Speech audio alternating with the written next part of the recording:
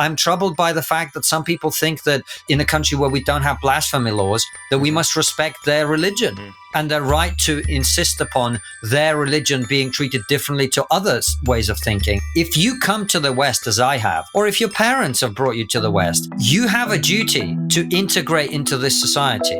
That doesn't mean you have to go down the pub and smash 10 pints back every Saturday, but it does mean that you adopt some of the values and you understand that, yes, maybe in your culture, criticizing your religious figure is wrong and bad and perhaps even punishable by death. But you don't live in that society. Yeah. You've chosen to come here and you have to adjust, not the society. Hello and welcome back to the Brendan O'Neill Show with me, Brendan O'Neill, and my special guest this week, Konstantin Kisin. Konstantin, welcome to the show. Thanks for having me back, and so soon after our last conversation I know, as well. Yeah. I should say welcome back to the show because you were on just a few months ago when we were primarily talking about our shared horror about what Russia was doing in Ukraine. We might actually talk a bit about Russia in this one as well, because that's where you're from and you mention it in your new book. But primarily, I want to talk about your new book and about the West, which is what your new book is about. So your new book is An Immigrant's Love Letter to the West. I highly recommend it to listeners. It's a really, really good, important read. And there's a lot for us to dig down into in relation to this book. But I want to kick off by just asking you what triggered you, so to speak, to write this. Now, the one thing that stood out for me when I was reading it and enjoying it is there's a chapter that's called Trust Me, West is Best. And I just started thinking, if you had said that 30 years ago, it would have been uncontroversial. People would have agreed that living in the West was preferable to living in the Soviet Union. Living in the first world was better than living in the third world. Having freedom of speech and consumer rights and the ability to get most things you needed was better than not being able to do those things. It would have been quite an uncontroversial thing to say West is best. But now it's tantamount to a far-right speech crime, and it's definitely racist to say something like that. So what got you thinking that you needed to sit down and spend a significant chunk of your time writing a book defending the West? The very thing that you've just said, Brendan, which is we seem to have forgotten some very obvious and basic things about the way the world really is.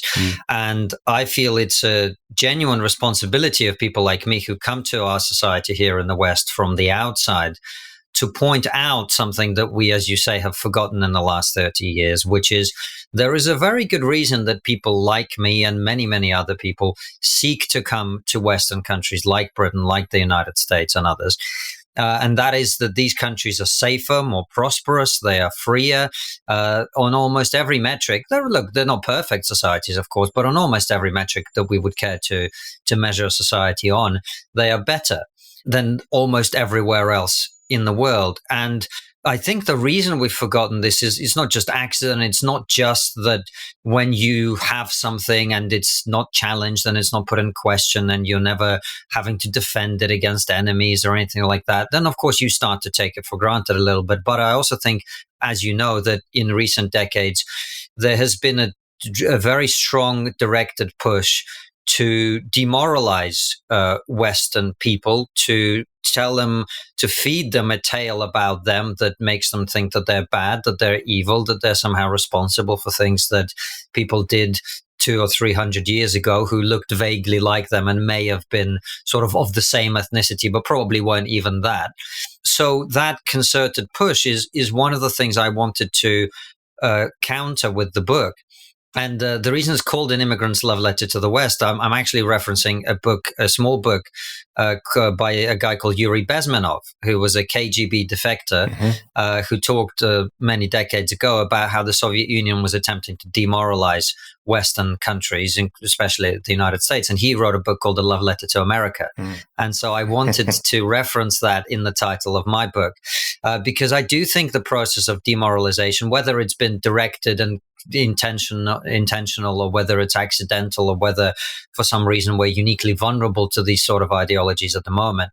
Whatever the reason, I am deeply concerned about the lack of confidence that we have in our own societies, in our own values, the lack of the ability, frankly, to even define them, Brendan. I think if you walk up to a random British person in the street and say to them, what are British values, they will react with shock and fear at the very idea that these things exist. And of course, now we have seen, as we talked about earlier in recent months, that these values are genuinely under threat. We do have enemies. We do have people who would capitalize and take advantage of our own lack of confidence and lack of self-belief. And that's why I thought it was an important moment in which to articulate something.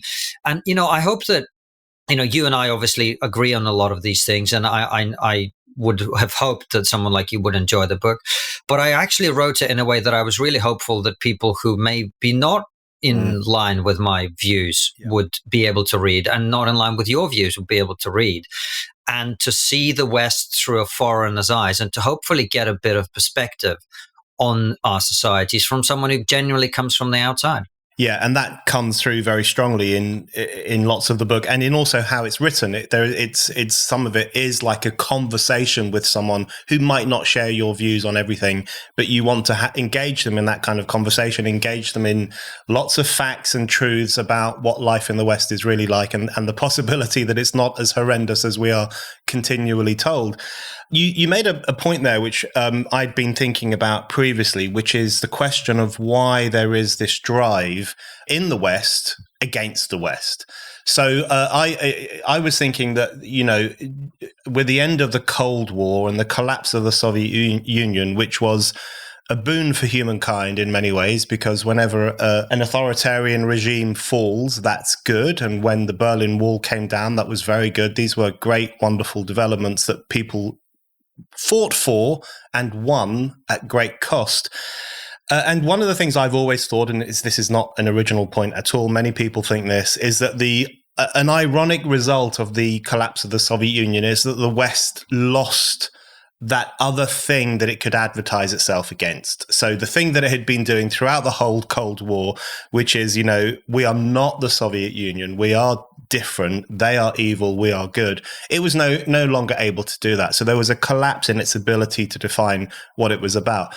And I think that's probably a contributory factor to lots of the things that you write about in this book. But as you've just said there, something else has happened since then, which there has become almost like an ideological drive, a kind of zeal to say, we're really awful in the West. We're terrible people. We have a terrible history.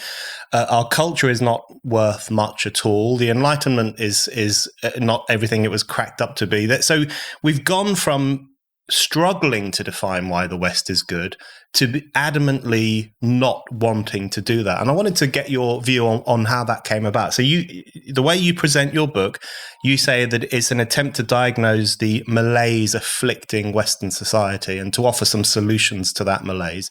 So how did this malaise come about? How is it tied to the events of the late 20th century? Why have we, in quite fast order, got to a situation where we have an academy, a media, large sections of the political class that are now devoted to doing the West down rather than holding up its values? Human beings respond to incentives, Brendan, as we know, and it has been the incentive for quite some time now to talk down the West, to find fault, to criticize. And look, by the way, these are all important things. We should never be in a society where we think we're all perfect in every way. But if we only incentivize people in the academia, in the media and elsewhere who want to tell those stories, then of course you're going to end up with a lot of those stories being told and all of this being rewarded. And eventually you'd get to a position where you have a culture like the one I describe in the book, where I went on a TV program in this country to discuss an issue of race and immigration. And afterwards, one of the presenters sort of, I think inadvertently said to me, well, I'm so glad there weren't any white British people here to discuss this. And I couldn't work out why they would say this to me, because if I'd wanted to leak this and make this public at the time, I think that person would have been in an awful lot of trouble. And they clearly knew that I wasn't coming at it from the angle that they were coming at it from. And it was only when I really thought about it that I realized the reason that this person felt able to say this and comfortable to say this is that in their world, this sort of thinking is normal. And I think that the part of the the drive to address the genuine racial inequalities that existed in this country, even when I came here in 1995, what people now call representation, we were not doing as well on that as we might have hoped. I think we'd all agree with that. In the pursuit of balancing out some of the wrongs of the past, we just didn't know when to stop. And I think we kept going to the point where you look at the Tory leadership election now. I think Matt Goodwin put out a tweet talking about how there are more ethnic minority candidates in the Tory leadership race than have ever been in a Labour cabinet, than have ever been in the House of Lords for Labour, et cetera, et cetera, et cetera. So we've got to a point now in society where if you're talented, if you're hardworking, if you're dedicated, you're not really going to be held back by the color of your skin or by your sex or by your sexuality. You have the potential to make it. But the machine that was created in order to try and advance some of these causes is at this point self-necessitating. It has to feed itself. And it was the great American philosopher Eric Hoffer who said that every great cause starts out as a movement, becomes a business, and eventually degenerates into a racket. And diversity, inclusion, and all of this now, it's become a racket. It was a business up until a few years ago, and now is just a straight up racket that's not helping anyone except the people who are involved in that business. Hi, it's Fraser here, producer of The Brendan O'Neill Show. You know the feeling. You've got your phone in your hand 1 minute and then smash. The screen is in bits all over the floor and you're kicking yourself for not buying a proper cover for it. Well, that's what it's like going online without the protection of ExpressVPN. Why do I say that? Well, every time you connect to an unencrypted network in a cafe, hotel, in an airport, on a train, your online data is definitely not safe. In fact, any hacker on the same network can gain access to and steal exactly the data that you want to protect. Your passwords, financial details, basically anything that may end up costing you. And it's not all that hard for hackers to get away with it. With just some cheap hardware being all that's needed, even a 12-year-old could do it. And that data, well, as you may imagine, is pretty valuable. Hackers can make a lot of money selling your information on the dark web. But ExpressVPN ensures that can't happen. It creates a secure encrypted tunnel between your device and the internet. That means hackers can't steal your sensitive data. It's so secure that it would take a hacker with a supercomputer over 1 billion years to get past ExpressVPN's encryption. Not only that, but it's super easy to use. Just fire up the app and click one button to get protected. And whatever devices you're using, ExpressVPN probably works on it. It covers phones, laptops, tablets, and more, so you can stay secure on the go. And that makes ExpressVPN's bonus feature even sweeter, that I can access content from other countries not available in the UK. So, for example, I can watch American Netflix on the go at just the touch of a button. That means I can stay entertained while safe in the knowledge that I'm also secure online. Secure your online data today by visiting expressvpn.com/Brendan. That's expressvpn.com/Brendan, and you can get an extra 3 months of protection for free. That's expressvpn.com/Brendan. Okay, so before we talk a bit more about how that racket came about and the damage that it's doing to people's understanding of the West and people's sense of belonging in their own society, let's go back to the beginning a little bit. You mentioned there coming to the UK. So obviously you were not born in the UK. You were born in Russia. People will know you as the guy, one of the guys at Triggernometry, a stand-up comedian, someone who says what he thinks, and the author of this new book. People might not know your backstory in great detail. So, and this book does touch on some of that. And one of the things I found really fascinating about the book is that at the beginning, you describe a little bit what it was like being in Russia, even though you were in the Soviet Union. You were a child at the time. The Soviet Union was definitely on the way out in the 1980s. It was not in its prime at all, and it would shortly collapse. But you have some memory of living there. And there's this really powerful part in the book where you talk about how one of the things that your family impressed on you all the time, even though you would have been very, very young, is don't repeat conversations that you have at home outside. Be careful what you say. Just watch yourself all the time. So you have some direct experience of the kind of thing that some of us are worried about happening in the West recently, which is that feeling that you need to keep your opinions to yourself, that you can't be as expressive or as free as you would like to be. So could you just outline why your family was saying those kinds of things to you and what the culture was like, even in late stage Soviet Union, when it came to the ability of people to think and speak freely? Well, let's remember that you say it was on the way out. Of course, none of us knew that. Nobody in the Soviet Union knew that that system was about to collapse. And what we all knew was that only 20, 30, 40 years previously, which is within living memory, that is, you could hear it from your own parents and grandparents, your family could be arrested, put in a camp, or executed because you made a joke or a comment about the leader of the country. Only a few decades previously. So first of all, the feeling of terror that people felt about expressing their opinions in public, particularly about political leaders and politics in general, it was handed down from previous generations, number one. But also, if you're talking about comparisons with the modern West, as you know, later in the book, I talk about my grandfather who made some comments about the Soviet invasion of Afghanistan, which happened in 1979. As a result of that, he was made unemployable. His friends, many of them ostracized him, not because they disagreed with him, but because he was considered a person with whom one must not associate if one wanted to retain a career. And eventually that's how he ended up leaving the country and ending up in the UK. Is that so different to where we are now? My grandfather, when he made those comments, one of the reasons that he did is he was fed up of something that was happening at his academic institution where he worked, because every few months or every few weeks, letters would be passed around where everyone had to sign up and say, we comrades, blah, blah, blah, and blah, blah, blah, condemn the such and such person who's made such and such comment. Is that so different to where we are now? So, of course, I know how people naturally balk when I compare some elements of what's happening in the West with the Soviet Union, because they're thinking of, the Stalinist repressions, the purges, the 1930s. But actually, many of the things that are happening societally in the West today remind me very much of the kind of environment that we lived in the late Soviet era. And that was a society in which people were afraid to say what they think. The conversations around the kitchen table were the exact opposite of the conversations those same people would have in public. There was very little opportunity to push back on the things that we were being told. And that's where what they call samizdat, self-published literature, came out. Now, if you look at the transformation of the media landscape that has happened in the last 10 years, let's say, channels like Triggernometry, I mean, I see that very much as a new form of samizdat, where people with my opinions and with my interest would never have a shot anywhere near the mainstream media in the past.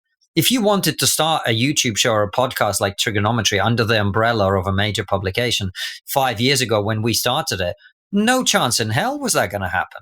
So we are in a position now where the levels of restriction on what we can and can't say, what you can and can't think, the narrowness of the Overton window, it's reminiscent to me of exactly the period that I lived through as a young boy.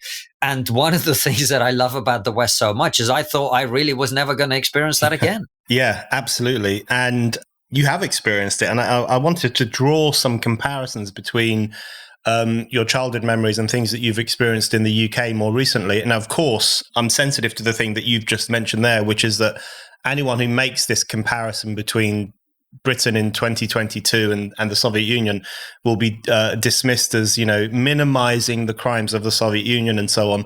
Now, of course, no one is saying that there are 1930s style purges. We don't have gulags in the UK. We all know this, but there is unquestionably, and I think you've just outlined it very well there is unquestionably a similarity between some of the cultures, certainly in later Soviet Union, where, the finger pointing, the loss of jobs, the ostracization, all those kinds of things are happening in the West. I mean, they just undeniably are. When you have someone like Kathleen Stock being hounded out of Sussex University for her views on gender, you have round robin letters where academics will denounce other academics for not saying the right thing on Black Lives Matter or some other issue. Cancel culture is a real thing. And there are many people out there who do not say in public what they think and say in private. That is, especially on those flashpoint issues like the trans issue, for example, or immigration or whatever else it might be. So that culture has developed. And one of the great ironies of your life, I suppose, which is worth dwelling on, is that you have those memories from your childhood, and your family have even more memories of that kind of life in the Soviet Union.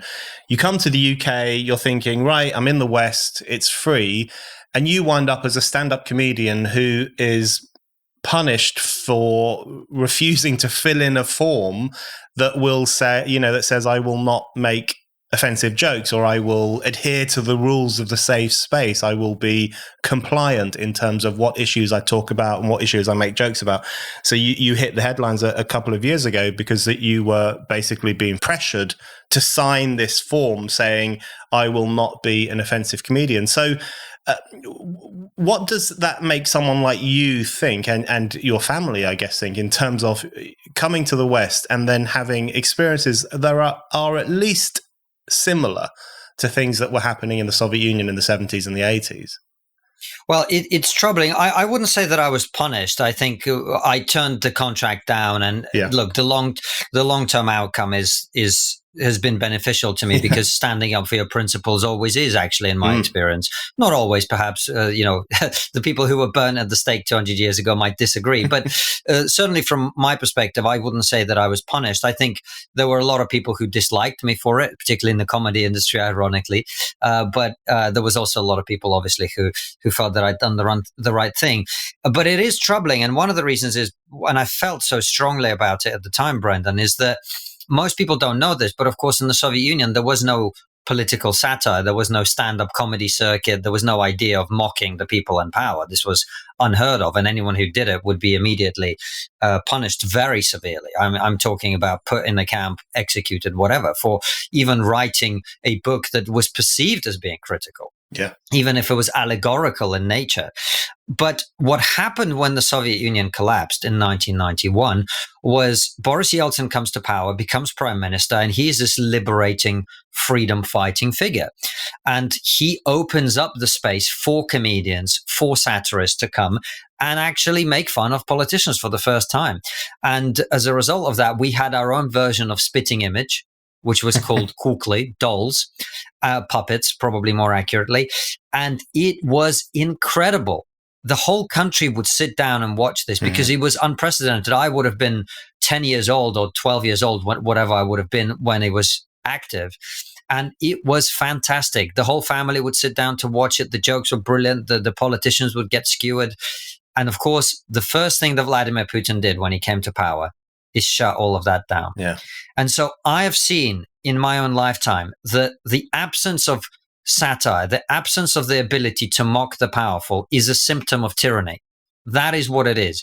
And whether that is tyranny of an individual leader who's decided that they don't want to be mocked, or whether it's the tyranny of a group of people who've advanced an ideology and captured institutions, nonetheless, if you cannot mock people who are in power, who are in charge of our institutions, who are in charge of the country, you've got a big, big problem. Yeah, absolutely. I agree. The freedom to mockery is a very good litmus test about society and social freedom more broadly, which is one of the reasons why the questions that you and others have been raising about the shrinking of free thought, even in the sphere of comedy, are very important. And by the way, Brendan, sorry to just to jump in as well. Legislatively now, we saw under the supposedly liberal Tory Boris Johnson, the attempt, and who knows what will happen now. I'm glad that there are some candidates in the Tory leadership who may are making overtures about reversing some of these attempts. But the online harms, the online safety bill, whatever it's called, I mean, some of the repercussions of that for our ability to make jokes, to speak freely, etc., online were enormous and incredibly pernicious. So it is not just, we can talk about the woke left till we're blue in the face. It's not just the woke left. Actually, the freedom to speak, the freedom to mock, the freedom to joke is under threat from all sides of the political spectrum. And that's why all of us, those of us who understand that, have to be vigilant, whoever is in power. Absolutely. And yes, and one of the reasons I think Kemi Badenoch would be one of the best candidates, if not the best candidate because she has spoken out against the online harms bill. And I find the notion pushed by Nadine Dorries in particular, who, as you say, is not hardly a woke leftist, the notion that, we want the safest internet in the world, and that should be a great aspiration. I find that quite chilling. China has a very safe internet. I don't want that kind of internet. I want to take risks when I go online. Okay, so I think one of the things that which comes through in the book quite a lot in different ways is people in the West taking some of their freedoms for granted. And this is something I find. I was born in the UK, unlike you. My parents are foreigners. I'm British born, and it irritates even me that there are people. The ones I encounter tend to be younger people on campuses and so on. You often meet people and you think to yourself, you're just taking for granted the kind of freedoms that people around the world would give their left arm for. The freedom to stand up on your university campus and say pretty much whatever you want, which they are trying to undermine. The freedom to be expressive, to pursue cultural interests, to engage in art, all those wonderful things that many people around the world protest peacefully. To protest. I mean, we could be here for days. Yes, all that. The freedom not to die as an infant from disease, the freedom to have enough money to survive, to feed your family, the freedom to know what's going to come tomorrow, the stability. I mean, one of the things people massively underestimate is the extraordinary stability that we have in the West. And I personally experienced a period in Russian history, which is one of the reasons that people in Russia continue to support Vladimir Putin, a period in which society was turned upside down. Yeah. And it was so awful that they were craving for someone like Putin to come in and stabilize the whole thing, because that's how bad it was. And here in the UK, we've never had that certainly in living memory.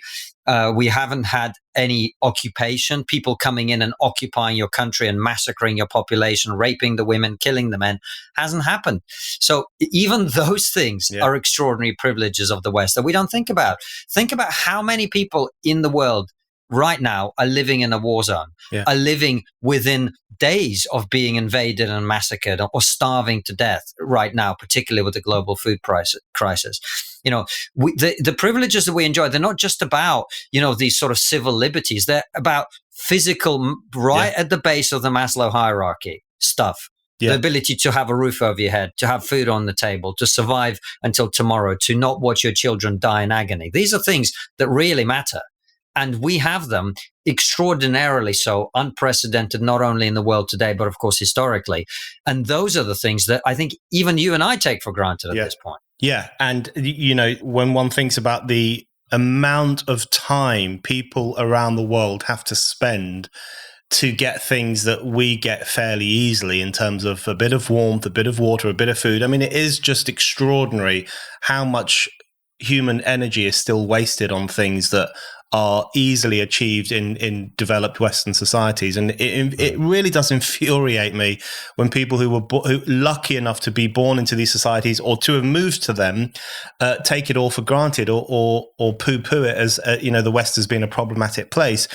But I wanted to, in relation to the question of freedom, which is something that you write about and talk about a lot, and we do at Spiked as well. One thing that you talk about in the book, and it did make me laugh, there is this notion increasingly that freedom of speech is not only overrated or not enjoyed by all people, which I think is true, so it's not equally attainable. But there is now this idea that it is a far right idea. If you are pro freedom of speech, you must be a fascist. And as you point out in the book, the great irony there, of course, is that fascists were not noted for their love for freedom of speech or any other kind of freedom. And there is this notion now, especially amongst some on the left, that the right-wing assault on freedom of speech tends to take a different approach. But there's this notion now that if you want free speech, it's all about wanting dog whistles. You want to send a message, you want to send a signal, you want to use it to do something unspeakably bad. That's the instant interpretation.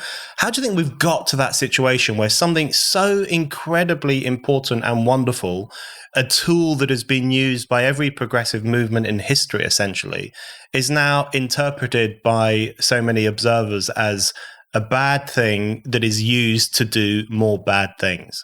The good thing about free speech is that it allows you to challenge poor arguments. And so if your arguments are poor, it is very, very helpful to present the idea of free speech as something that only evil people do. I think this is a pure tactical thing from those people, which is they understand that a lot of the arguments that they have, they don't really make any sense, and they're not going to bring the country with them. But if they can prevent anyone from challenging them, if they can guilt trip anyone who challenges that by calling them names, then they're going to get more of the airwaves, which they have been quite successful at doing for some time. So I just think it's a tactical thing. And it's something that I think we're starting to make progress on, actually. I think we are starting to get to a point, perhaps the ridiculousness of the claims has got to such a point that, the vast majority of the public are starting to see through it. I don't think there's that many people, reasonable people nowadays, who would really agree with that point of view. Sometimes I feel like I'm missing out. It seems like everyone these days is either starting a side hustle or becoming their own boss. And you know what they're hearing a lot of? That's the sound of another sale on Shopify, the all-in-one commerce platform to start, run, and grow your business. Shopify makes it simple for anyone to sell anywhere. Shopify will help you create your online shop the way you want it to look. It will help you find new customers or scale up that burning idea you have into a full-on business. With Shopify, you can do it all from one place with no need for skills in design or coding. There's just one simple, easy-to-use dashboard for all sales and for talking to customers. You can also create discounts, sales, and special offers to take advantage of seasons and events like Christmas. Shopify has great responsive customer support as well. That's why every minute of every day, a new seller makes their first sale with Shopify, and you can join them. For instance, lots of my listeners will have heard of the British nutrition brand Huel, who have had huge success on Shopify. Huel's brilliant concept of easy to prepare, affordable, tasty and healthy meals made with real ingredients has made them one of the UK's fastest growing brands. Now it's your turn to start selling today with Shopify for free. And thanks to 24/7 support, Shopify is ready to help every step of the way. Sign up now for a free 14-day trial at shopify.co.uk/Brendan. Go to shopify.co.uk/Brendan right now to grow your business today. That's shopify.co.uk/Brendan. Okay, let's talk about Western guilt. There's a great chapter in your book, which the title of which is Stop Feeling Guilty About Race, Whiteness and Slavery, which, I mean, really sums up the entire chapter incredibly well. And it has this great opening story about the fact that your great-grandfather was a slave and how infuriating or confusing people find it when you say that. Because, of course, when we think about slavery, we now exclusively think about the slave trade from Africa. And Brendan, not even that. So forgive me for interrupting, but actually, I mean, you kind of helped my argument here, because actually, we don't even talk about the slave trade from Africa. We talk specifically about the transatlantic slave trade. That's right. Because we are the ones that did it. That's the logic, right? Yeah. And my argument, whenever people talk about, well, are we teaching enough about the history of this issue, is no, we're not. We're really, really not. Because if we did teach enough about the history of this issue, you would know, and your listeners would know, that the trans-Saharan slave trade, also taking black slaves out of Africa, which was run for longer, had a higher death rate, and took more black people out of Africa as slaves than the Western colonial powers ever did, was there happening over the same period and longer. And by the way, only stopped because the Western colonial powers made it stop. But we don't know that, because we don't get taught about that. Yeah. We don't get taught about what happened in my country, in the Russian Empire, where serfdom, which was effectively slavery, was in place again during the exact same period. And slavery all around the world was in place during the exact same period. So the position that we find ourselves in, and I give this example in the book, is imagine that vegans eventually get their way. They outlaw the consumption of meat and the husbandry of animals in the West, and the Western powers get to a point where we all think consuming animals is the worst thing you could do, right? Would we then claim that we, the first people who've actually outlawed this practice, are the worst people in the world when it comes to this issue? Or would we conclude that actually we are very progressive about it compared to the past? Now, we cannot change the past. We cannot go back and undo the fact that, yes, our ancestors took a lot of black slaves out of Africa. It was an awful thing to do, and the transatlantic slave trade was horrific. It truly was. But as we say in Russian, everything is understood in context. And the context of this issue is every great civilization was built on slavery. Every single one of them. Human beings were the first good that was ever traded by other human beings. Every great monument that you go and see, whether it's in ancient Greece or ancient Rome or wherever, was built by slaves.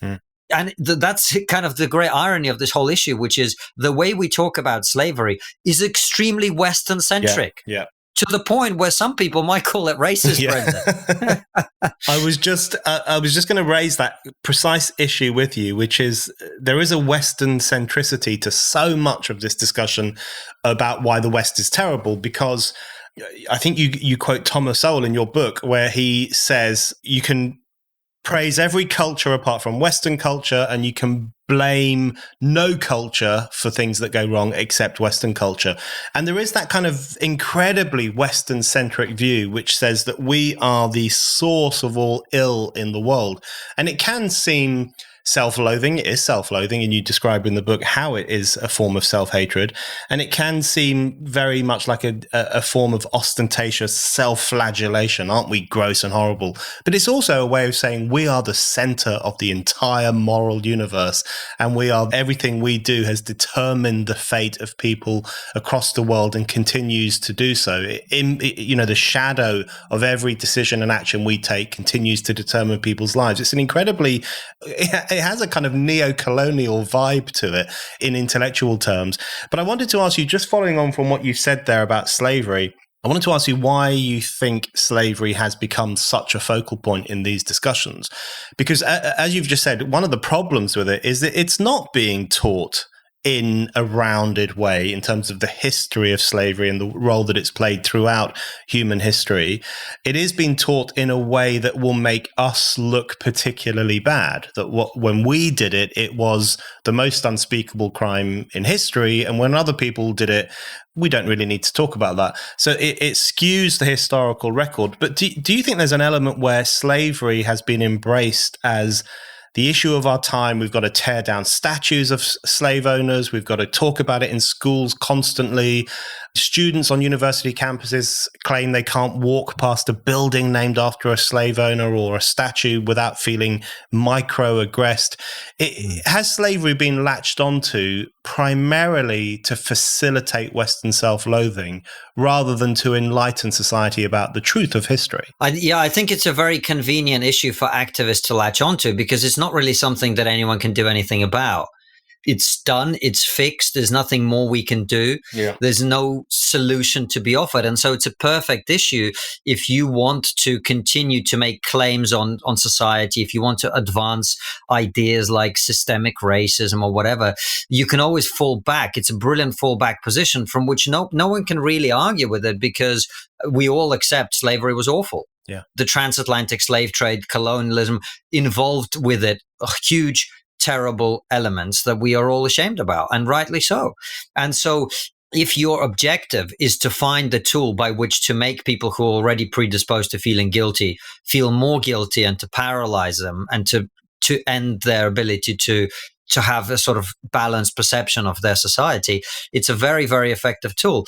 I think that, like I say, I think the important thing is that we don't react too far in another direction and say, well, we must never talk about slavery. I think it's really important that we teach the history of this issue accurately, and we learn from it as best we can, because I do think that some of the ideologies which talk about how some people are inferior to others, the human ability to rationalize certain types of behavior, awful behavior, we are also seeing now today.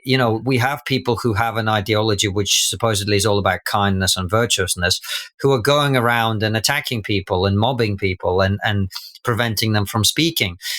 We must always be cognizant of the elements of our history which tell us how flawed our brains are, how tribal we are, how prone we are to doing awful things when we buy into a religion or an ideology, even if that religion or that ideology isn't in and of itself particularly bad. It's the fact that you think you have a great ideology and therefore you can go and kill people in defense of it. That's the problem. Or you go and enslave people in defense of it or because of it. That's the problem. And we've got to be present to our own vulnerability and susceptibility to these bad ways of being and bad ways of behaving, which is why I think it's really important to teach about the history of racial discrimination, the history of slavery in a rounded way, so that we understand this is how it was done in Russia and this is how it's being done in China and this is what we did. And here's what we've learned, kids. Here's what we've learned from that. And what we learned from that is what Martin Luther King told us, which is we should be judged by the content of our character. And that we're all human beings. And as long as we subscribe to the idea that we're all British, we're not Asian, British Asian, or British Irish, or British this, we're British, right? That's the first thing about us that unites us. Or we're American. We're not African American or Caucasian American, or any of those ridiculous terms. We are first and foremost citizens of this nation because we choose to live here. We choose to subscribe to the values of this country and to respect them. And that is what makes us human. And that's what matters, not our skin color, not our sex, and not what's between our legs. Yeah, absolutely. And I fully agree with that. And that was God, who knows what these words mean anymore, but that was the liberal, progressive, decent worldview for quite some time. And now it's not anymore. And now we do judge people by race through the politics of racial identity. The politics of sex has been completely upended by the cult of gender and various other things. So all of those positive virtues that you've just described have kind of been slightly thrown in the trash can by recent developments. And that's something that it's really worth thinking about. And in relation to the history thing, one thing that worries me in terms of the teaching of history is I do now meet young people all the time when people in their late teens, early 20s on campuses who attend events, who know the ins and outs of the slave trade and every evil thing that Britain undoubtedly did, but they can't tell you very much about the English Civil War of the 1640s or the English Revolution or the absolutely intense struggle for democratic rights in this country, for press freedom, for freedom of speech, which inspired people across the entire globe to fight similarly for those things. And those wonderful, positive elements of British history, the enlightenment of British history, tends to get lost by this obsessive focus on the dark nature of British history. And that, I think, is just so skewed. And also, it will alienate people from the country they live in because they will come to think this is a pretty horrible place. And on that question of this being a horrible place, there's one irony that you touch on in the book, which is in relation to the question of immigration and the fact that we now have leftish or woke or whatever opinion formers who do two things. Firstly, they paint Britain as this unforgivably racist hellhole, and they want more and more immigrants to come here. And as you point out, I mean, there's a brilliant part in the book where you wonder if their demonization of Britain is really a subtle way of saying to people like you, fuck off back to Russia, because it's so relentless in terms of how crap they say this country is.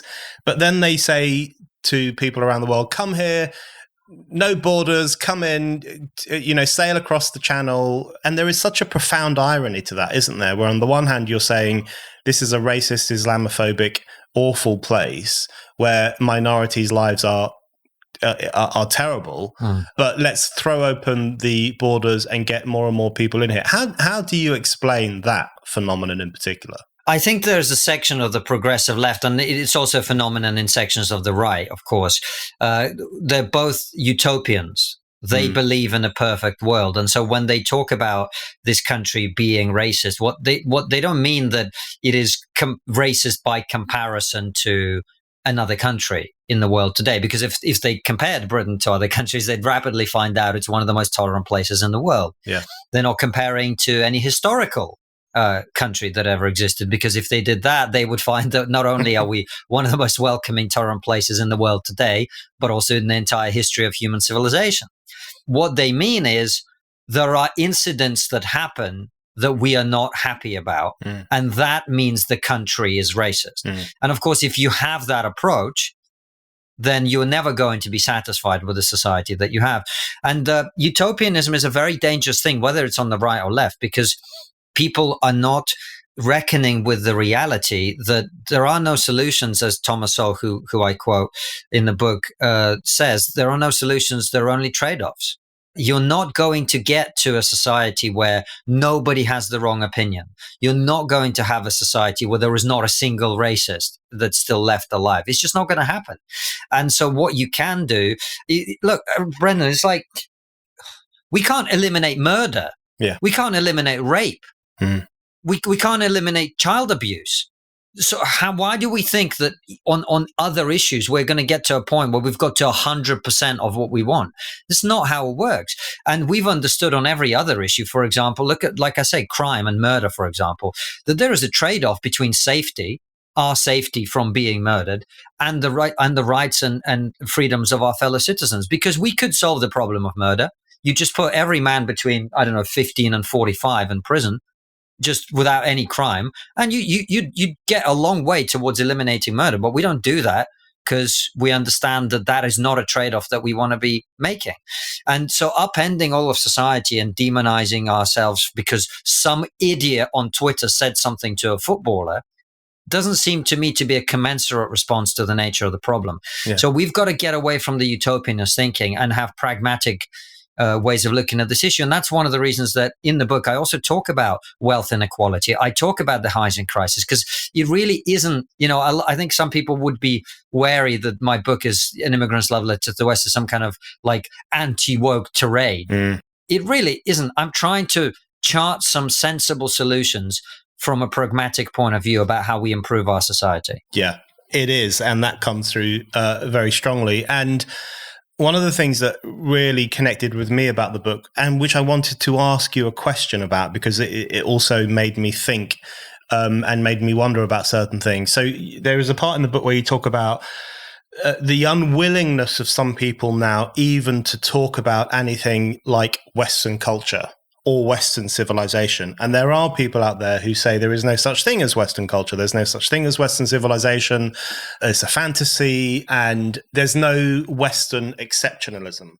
And so I wanted to press you on that because I think there are two schools of thought here, both of which I have a bit of a problem with. So on the one hand, there is this relativistic culture, which says the West isn't special. In fact, we're pretty bad. There's nothing exceptional about us. And some indigenous ways of thinking and indigenous ways of living are equally valid to what we do over here. So you have that over there, which I think is problematic.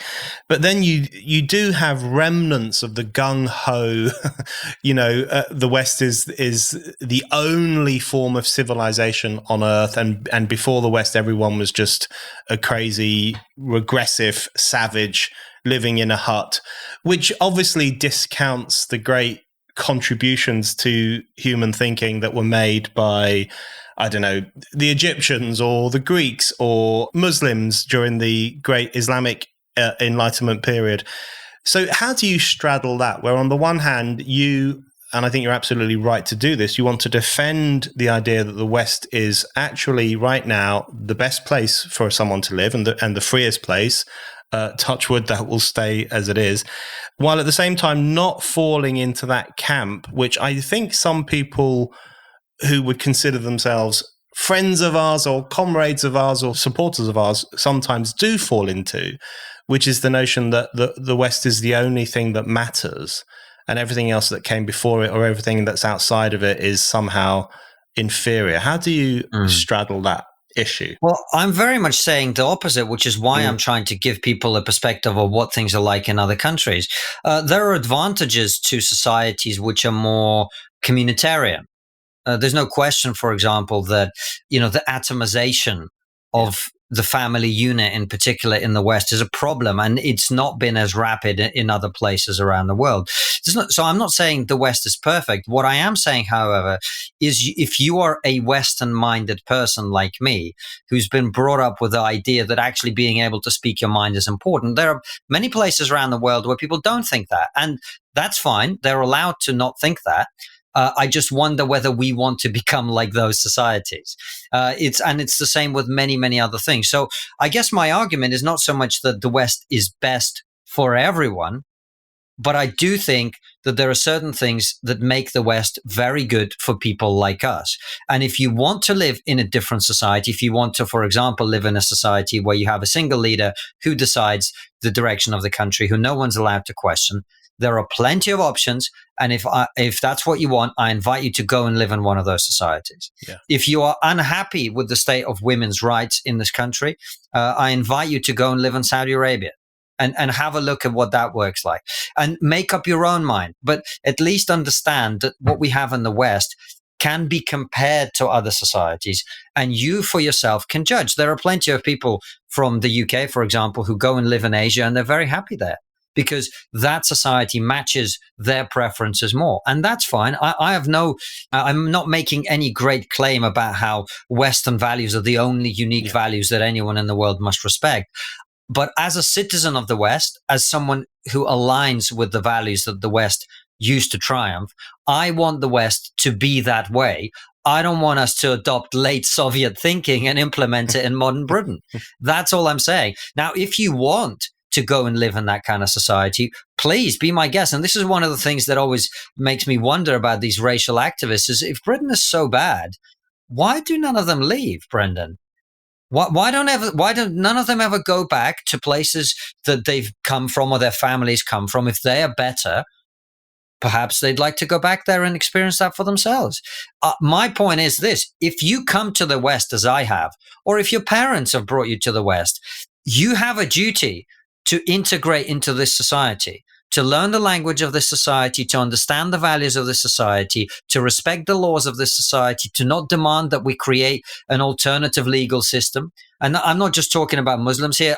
As someone who has Jewish ethnicity, I'm troubled by the fact that there are Jews who want a Jewish court system in the UK. Likewise, I'm troubled by the fact that some people think that in a country where we don't have blasphemy laws, that we must respect their religion and their right to insist upon their religion being treated differently to other ways of thinking and other belief systems.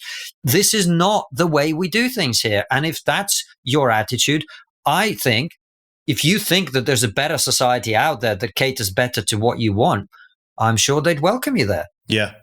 That brings me on to a couple more things I wanted to ask you about. The first of which is the real world consequences of some of this stuff, because, I'm sure some of our critics, this is something that we hear all the time, that, you and I, people like you and me are just fighting a culture war and we're just anti-woke, which is not, I don't think, what we are at all. And your book makes very clear that you are thinking carefully about these issues and about solutions to them in terms of what we might do differently. But the point I often make is there are real world consequences to the cultures that people like you and me are criticizing.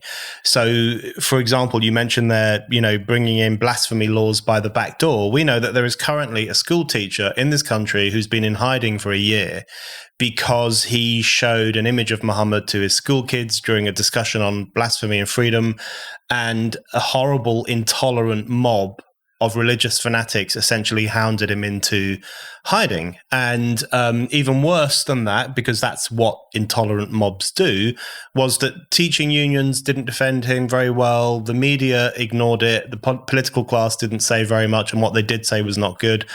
So these are the real world consequences. That's just one example. Another example currently in the news is the extraordinary report coming out about the Telford child abuse scandal. Hundreds and hundreds of kids and young girls and young women were abused over a long period of time, and little was done about it because of nervousness about race and nervousness about upsetting the multicultural apple cart, or however we want to describe it.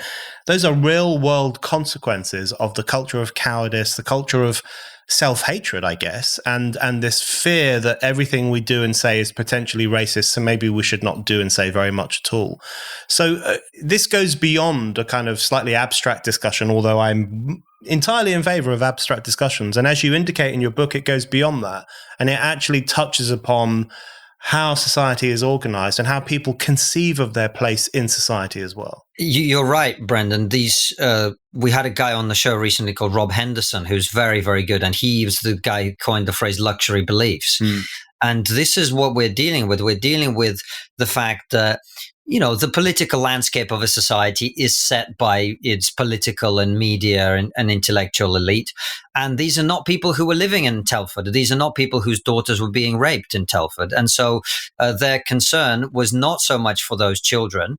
Their concern was for their ideology, which is the ideology of multiculturalism, which I, as a dark-skinned immigrant in this country, reject completely. I think it's a dangerous, very, very dangerous ideology that is, by its very design, divisive and designed to turn people against each other instead of encouraging them, as I did earlier in this conversation, to integrate, to come here and adopt British identity. That doesn't mean you have to go down the pub and smash 10 pints back every Saturday, but it does mean that you adopt some of the values and you understand that, yes, maybe in your culture, criticizing your religious figure is wrong and bad and perhaps even punishable by death, but you don't live in that society. You've chosen to come here and you have to adjust, not the society.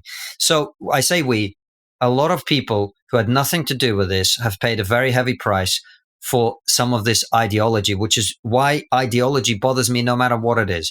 We have to be able to look at the facts dispassionately and make decisions according to British law and British values and British traditions, not some sort of attempt to create some kind of utopia, which is, again, I think where a lot of this is coming from. Okay, so that's very well put. And now my final question for you, I think if people want some ideas for how we move on from all of this, they really should read your book.